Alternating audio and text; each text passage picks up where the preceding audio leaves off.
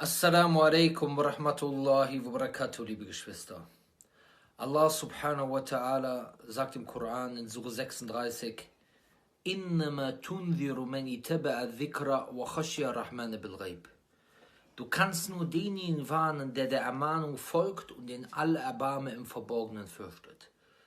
Man weiß aber nicht, wer den Allerbarme im Verborgenen fürchtet.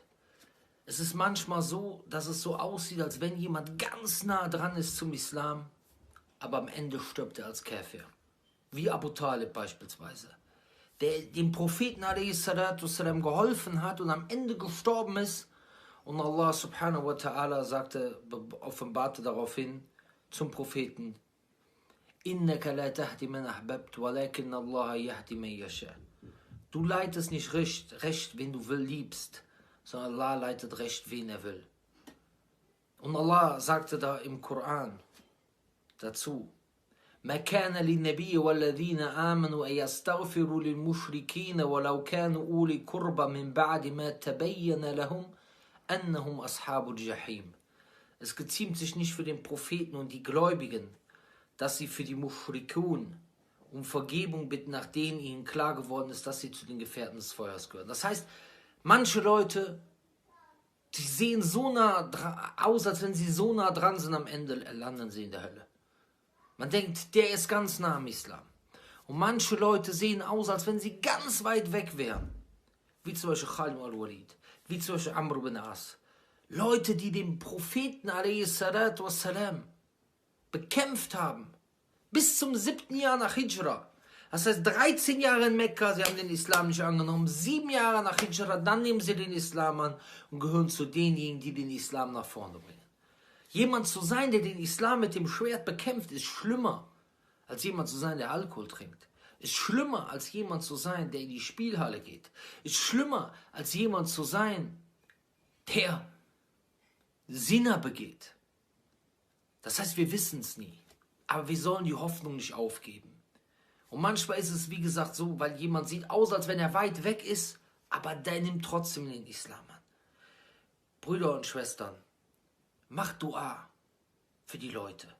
Subhanallah, ich habe heute wieder von einer Frau gehört, die mich vor Monaten kontaktiert hat auf Facebook. Ja, der ihr Leben, ein Leben ist, das ganz weit weg vom wahren Weg war. Und ich habe Dua für sie gemacht und ihr Videos geschickt. Und ich hatte ehrlich gesagt schon gedacht, das wird nichts mehr. Ich habe es echt schon gedacht gehabt. Und habe Dua gemacht.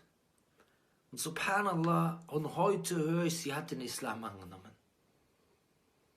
Und glaubt mir, wenn ihr die Lebensgeschichte hören würdet, denkt ihr, boah, wo war sie und wo ist sie jetzt? Alhamdulillah. Brüder, wir haben alles gesehen.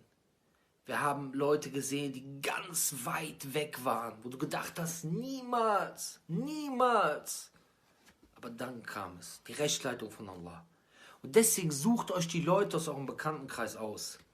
Insbesondere die Leute, die nicht arrogant sind.